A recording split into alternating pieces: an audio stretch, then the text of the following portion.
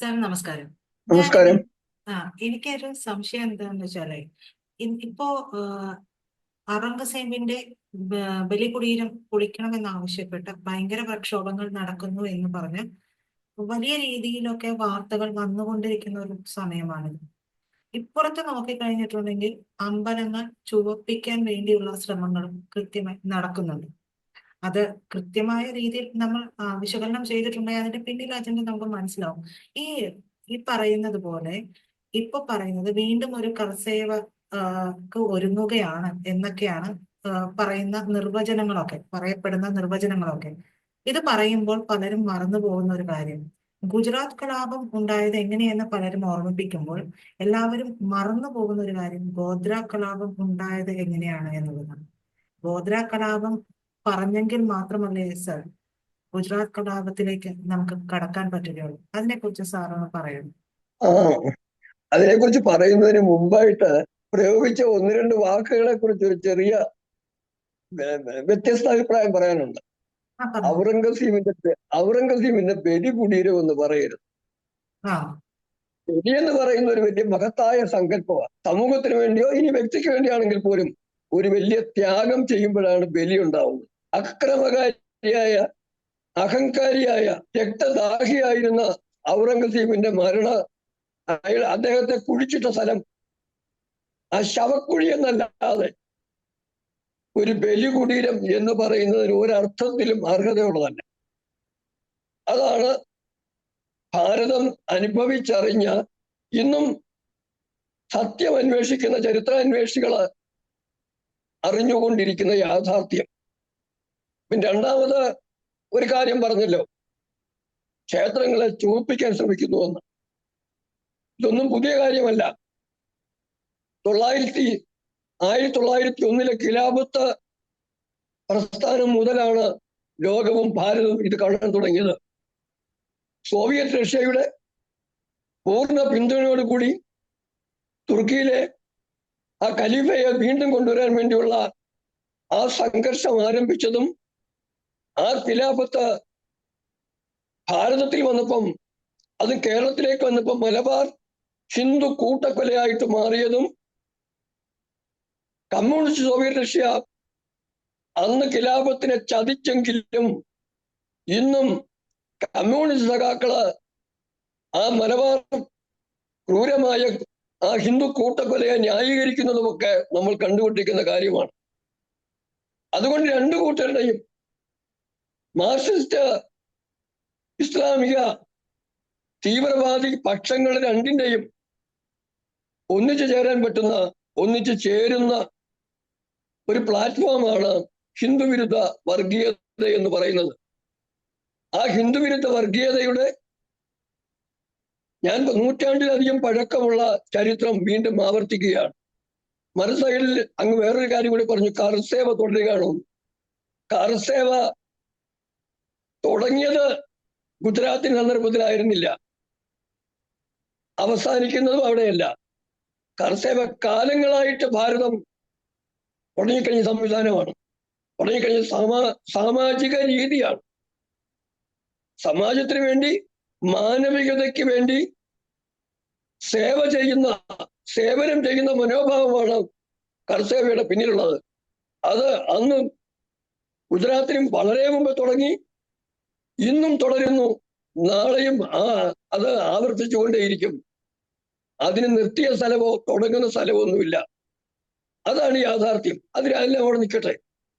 ഇനിയും നമ്മൾ ഈ ഇന്നലെ നാഗപ്പൂരിലുണ്ടായ കാര്യത്തിലേക്ക് വന്നു കഴിഞ്ഞാൽ, അവിടെ നിസ്സാര കാര്യം, ഔറംഗസീബിന് ഞാൻ നേരത്തെ പറഞ്ഞ ആ ശവക്കുഴിയുടെ മുകളിലുള്ള ഖബർസ്ഥാൻ, അത് ആചാരപൂർവ്വം അനുസ്മരിക്കുന്ന ഒരു സങ്കേതമായി, ആദരിക്കപ്പെടുന്ന ഒരിടമായി ഉണ്ടാകാൻ പാടില്ല എന്ന് നാഗപ്പൂരിലെ പൊതുജനങ്ങൾ ആവശ്യപ്പെട്ടുവെങ്കിൽ, മഹാരാഷ്ട്രയിലെ സമൂഹം ആവശ്യപ്പെട്ടിരുന്നെങ്കിൽ, ഭാരതം ആ കാര്യം ഏറ്റുപിടിക്കുകയാണെങ്കിൽ ഒരു തരത്തിലും കുറ്റം പറയാൻ പറ്റില്ല. അത്രയ്ക്ക് ക്രൂരതയാണ്. എന്തിനേറെ പറയും, സ്വന്തം അച്ഛനെ പോലും കാരാഗ്രഹത്തിൽ അടച്ച, സഹോദരങ്ങളെ കഴുത്തുവെട്ടിയ, ഹിന്ദുക്കളെ എണ്ണം പറഞ്ഞ് തലവെട്ടി മാറ്റിയ, ആ ജസിയ നികുതി ഏർപ്പെടുത്തിയ, ഹൈന്ദവ സ്ത്രീകളുടെ മാനഭംഗം നടത്തിയ, ചോര കൊണ്ട് ചോരക്കളം തീർത്ത ചരിത്രത്തിലെ ഔറംഗസീബിന്റെ ജീവിതകാല ചരിത്രം എന്ന് പറയുന്നത് ചോരക്കളങ്ങൾ ആവർത്തിച്ച ചരിത്രമാണ്. അങ്ങനെയുള്ള ഒരു വ്യക്തിയെ സ്മരിക്കുന്നുവെങ്കിൽ അതൊരു ഭീകര സ്മരണയുടെ ഓർമ്മപ്പെടുത്തലായി മാറാൻ മാത്രമേ കഴിയുള്ളൂ. നമ്മളെ ഒരു പേപ്പട്ടി കടിച്ചാൽ ആ പേപ്പട്ടിയുടെ പടമെടുത്ത് വീടിന്റെ ഫ്രണ്ടിൽ ആരും ആദരസൂചകമായി മാലയിട്ട് വെക്കുകയില്ലല്ലോ. അതിന്റെ ഏതെങ്കിലും അവശിഷ്ടം പോലും കണ്ടു കഴിഞ്ഞാൽ അതിന്റെ മുമ്പിൽ ശരിക്കും പറഞ്ഞാൽ കാർക്കിച്ച് തുപ്പുന്ന മനോഭാവമല്ലേ ഏതൊരു സാധാരണ മനുഷ്യനും ചെയ്യാനാവുകയുള്ളൂ. ഔറംഗസീബിന്റെ ആ ശവകുടീരത്തിന് ഭാരതത്തിൽ ഇനിയും നിലനിൽക്കുന്നതിന് അർഹതയുണ്ട് എന്ന് ആരെങ്കിലും പറഞ്ഞാൽ അതെനിക്ക് പറയുവാനുള്ളത്, വർഷത്തിൽ ഒരിക്കലെങ്കിലും അവിടെ ഒത്തുകൂടി സമാധാനം കാക്ഷിക്കുന്ന ആളുകള്, അത് മുസ്ലിം ആണെങ്കിലും ഹിന്ദു ആണെങ്കിലും ക്രിസ്ത്യാനിയാണെങ്കിലും സിഖുകാരാണെങ്കിലും ആരാണെങ്കിലും ഒന്നിച്ചു കൂടിയിട്ട് ഇത്തരം അരാജകവാദികളുടെ, ഇത്രയും അസഹിഷ്ണുതാവാദിയുടെ, ഇത്രയും അക്രമകാരിയുടെ ചരിത്രം ഇനിയും ആവർത്തിക്കില്ല എന്ന് ഉറപ്പ് വരുത്തുകയാണ് വേണ്ടത്. അതുമല്ലെങ്കിൽ പ്രതീകാത്മകമായിട്ടെങ്കിലും ഹജ്ജിന് പോകുന്നവര് പിശാചിനെ കല്ലെറിയുന്നത് പോലെ ആ ശവകുടീരത്തിന് മുമ്പിലേക്ക് ആളുകൾ എറിഞ്ഞ് ആ ഓർമ്മ പുതുക്കുന്നതായിരിക്കും ഉചിതം. അത് ഒരു ഭാഗം. ഇനി വേറൊരു ഭാഗം, ഇന്നലത്തെ ആ നാഗപ്പൂരിലെ, ഇന്നലെ മിനിഞ്ഞാന്ന് ആ നാഗപ്പൂരിലെ കടന്നാക്രമണം, അതിലേക്ക് തന്നെ തിരിച്ചു വരാം. ഒരു കാര്യം ആലോചിച്ച് നോക്കൂ. വിശ്വഹിന്ദു പരിഷത്തിന്റെ പ്രവർത്തകര് അവർക്ക് ഉള്ള പ്രതിഷേധം അവരറിയിച്ചു. ഭാരതത്തെ അനുവദിക്കപ്പെട്ട രീതിയിൽ പ്രതിഷേധം അവർ അറിയിച്ചു. അവരുടെ പരിപാടി കഴിഞ്ഞു, അവർ തിരിച്ചുപോയി.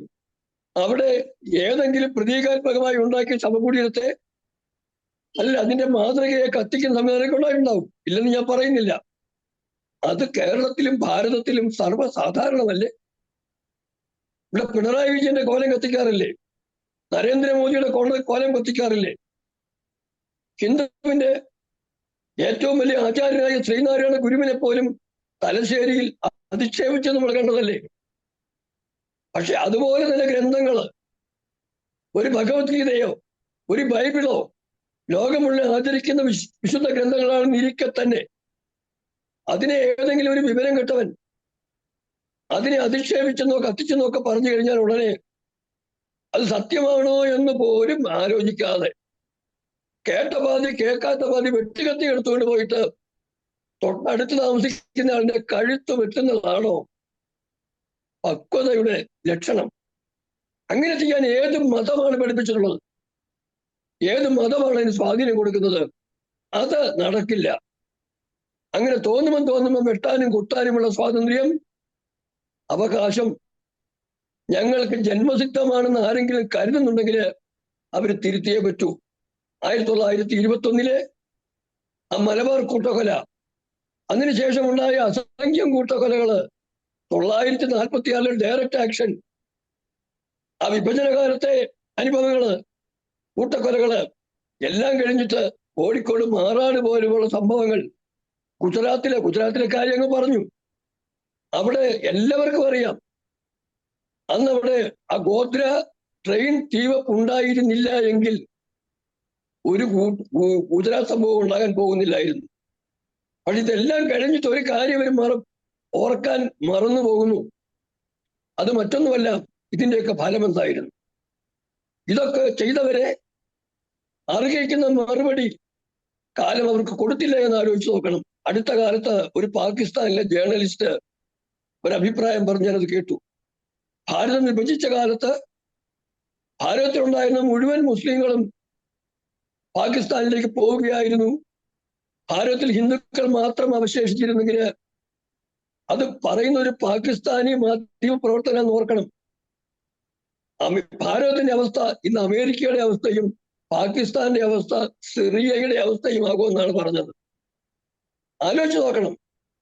മനസ്സിൽ മറ്റുള്ളവനെ ഉൾക്കൊള്ളുവാൻ സ്നേഹത്തോടെ ചേർത്ത് പിടിക്കാനുള്ള മനോഭാവം ഇല്ലാത്തവർക്ക് ഒരിക്കലും അത് ഭാരതത്തിനുള്ളിലാണെങ്കിലും പാകിസ്ഥാനിലാണെങ്കിലും സിറിയയിലാണെങ്കിലും അഫ്ഗാനിസ്ഥാനിലാണെങ്കിലും ബംഗ്ലാദേശിലാണെങ്കിലും ആരെയും കൊല്ലാൻ കിട്ടിയില്ലെങ്കിൽ പരസ്പരം കൊല്ലുന്ന മനോഭാവം, പരസ്പരം ആക്രമിക്കുന്ന മനോഭാവം വെച്ചു പുലർത്തിക്കൊണ്ട് അസഹിഷ്ണുതയുടെ ആൾരൂപങ്ങളായി മാറിക്കഴിഞ്ഞാൽ ഒരു സമൂഹത്തിലും അവർ സ്വീകാര്യരാവില്ല. ജനാധിപത്യ ഭാരതം അങ്ങനെ ഒരു വിഭാഗത്തെ ആഗ്രഹിക്കുന്നു. ഈ പറഞ്ഞതിനൊന്നും അർത്ഥം ഏതെങ്കിലും ഒരു മതവിഭാഗത്തിൽപ്പെട്ട ആളുകൾ മുഴുവൻ അങ്ങനത്തുള്ളവരാണെന്നല്ല. ഭാരതത്തിന്റെ ജീവിതത്തിന്റെ മുഖ്യധാരയിലേക്ക് APJ അബ്ദുൽ കലാം തുടങ്ങി താഴെ നമ്മുടെ തൊട്ടയലൊക്കത്തുള്ളവർ വരെ നിരവധി ആളുകൾ ഭാരതം നൽകുന്ന സഹിഷ്ണുതയുടെ ആ അവസരത്തെ, ജനാധിപത്യ ഭാരതം നൽകുന്ന ആ സൗഹാർദ്ദത്തിന്റെ സാഹചര്യത്തെ പ്രയോജനപ്പെടുത്താൻ ശ്രമിക്കുന്നുണ്ട്. അവരാവണം ആ സമൂഹത്തിലും ഭൂരിപക്ഷം, അവരാവണം അവിടെയും കാര്യങ്ങൾ നിയന്ത്രിക്കുന്നത്. അവരെ നിശബ്ദരാക്കിക്കൊണ്ട് ഭീകരതയുടെ രാഷ്ട്രീയം നടത്താൻ ആരെങ്കിലും ശ്രമിക്കുകയും അങ്ങനെ ശ്രമിക്കുന്ന തീവ്ര ഭീകരവാദികളെ ഞങ്ങൾ സംരക്ഷിച്ചുകൊള്ളാമെന്ന് രാഹുൽ ഗാന്ധിയോ പിണറായി വിജയനോ ലാലു പ്രസാദ് യാദവോ അഖിലേഷ് യാദവോ വാക്ക് കൊടുത്താലും സന്ദർഭം വരുമ്പം കാര്യങ്ങൾ കൈവിട്ടു പോകുന്ന ഒരവസ്ഥ വന്നാൽ ഭാരതത്തിൽ 85% വരുന്ന ഹൈന്ദവ ജനസമൂഹത്തിന് പ്രതികരിക്കാതെ നിവൃത്തിയില്ലാത്തൊരു സാഹചര്യം വന്നു കഴിഞ്ഞാൽ അത് കേവലം ന്യൂനപക്ഷമായ ഒരു ജനവിഭാഗത്തിന്റെ അവസ്ഥ എന്താക്കുമെന്ന് ചിന്തിക്കുന്നത് കൂടെ പക്വതയോടെ കാര്യങ്ങൾ കാണുന്നവര് കണക്കിലെടുക്കേണ്ട കാര്യമാണ്. ഭൂരിപക്ഷത്തിന് ന്യൂനപക്ഷത്തെയും കൂടെ ചേർന്നെത്താൻ പറ്റണം. ന്യൂനപക്ഷത്തിന് അനാവശ്യമായി ഭൂരിപക്ഷത്തെ കയറിച്ചെന്ന് ആക്രമിക്കുന്ന സ്വഭാവം ഉണ്ടാവാനും പാടില്ല. അങ്ങനെ മതവും ജാതിയും മതവ്യത്യാസവും അഭിപ്രായ വ്യത്യാസങ്ങളും ഒക്കെ ജനാധിപത്യപരമായി പരിഹരിക്കുകയും അതിൽ കൂടെ രാജ്യത്തിന്റെ മുന്നോട്ടുള്ള പോക്കിന് വഴിയൊരുക്കുകയുമാണ് ഒരു ജനാധിപത്യ രാജ്യത്ത് ജനങ്ങൾ ചെയ്യേണ്ടത്.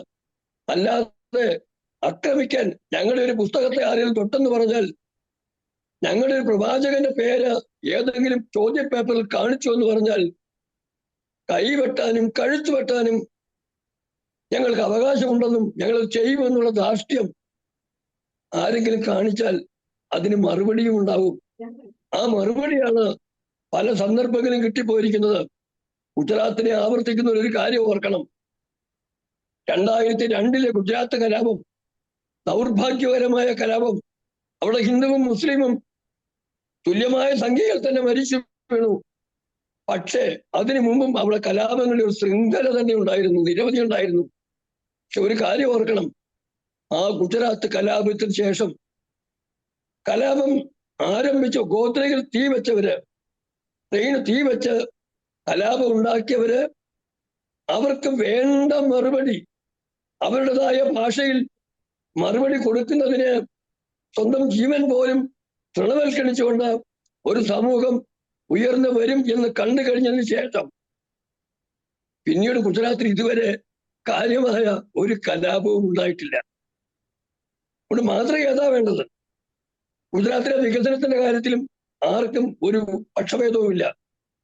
ആർക്കും പ്രത്യേകിച്ച് പരിഗണനയില്ലാതെ, ആരെയും പ്രീണിപ്പിക്കാതെ എല്ലാവരെയും തുല്യമായി കണക്കാക്കി appeasement of none and justice for ആൾ, എല്ലാവർക്കും നീതിയും ന്യായം കൊടുക്കുന്ന ഒരു സംവിധാനത്തിലേക്ക് ഭരണകൂടവും ഭരിക്കുന്ന രാഷ്ട്രീയ പ്രസ്ഥാനവും ഭാരതത്തിന്റെ പ്രധാനമന്ത്രി നരേന്ദ്രമോദിയും നീങ്ങിയിട്ടുള്ള സാഹചര്യത്തെ മനസ്സിലാക്കിക്കൊണ്ട് കർസേവ എന്ന് പറയുന്നത് ഭാരതത്തിലെ എന്നല്ല, ലോകത്തിലെ മുഴുവൻ ജനങ്ങൾക്കും സേവനം നൽകുന്ന, പ്രയോജനമുണ്ടാകുന്ന അവസ്ഥയിലേക്ക് വളരുന്നതിന് സാഹചര്യം ഒരുക്കുകയാണ് വേണ്ടതെന്നും അല്ലാതെ ഇല്ലാത്ത കാര്യങ്ങൾ കുത്തിപ്പൊക്കി ബഹളം ഉണ്ടാക്കാൻ നിൽക്കുകയല്ല വേണ്ടതെന്നുമാണ് എനിക്ക് പറയുവാനുള്ളത്. അങ്ങനെ മനസ്സിലാക്കി കഴിഞ്ഞാൽ നാഗ്പൂരിലും ഈ പറഞ്ഞ പോലെ കടന്നാക്രമണം ഉണ്ടാവില്ല, കേരളത്തിലും ഉണ്ടാവില്ല, എങ്ങും ഉണ്ടാവില്ല. അവസാനം ഒരു കാര്യം കൂടി മാത്രം, കൂടെ ഉണ്ടെന്ന് കരുതുന്ന ഞാൻ പറഞ്ഞവരാരും രാഹുൽ ഗാന്ധിയാണ് വക്കപ്പിന്റെ ചർച്ച നടക്കുമ്പോഴത്തേക്ക് വിയറ്റ്നാമിൽ പോയിരിക്കുകയായിരുന്നു. ആലോചിക്കണം, എന്തെല്ലാം കാര്യങ്ങൾ പറഞ്ഞ് ആരെങ്കിലുമൊക്കെ തെരുവിൽ ഇറക്കി വിട്ടു കഴിഞ്ഞാൽ കുട്ടിക്കൊരങ്ങിനെ കൊണ്ട് ചുടുചോറ് വാരിക്കുന്ന അനുഭവമായിരിക്കും ഉണ്ടാവുക.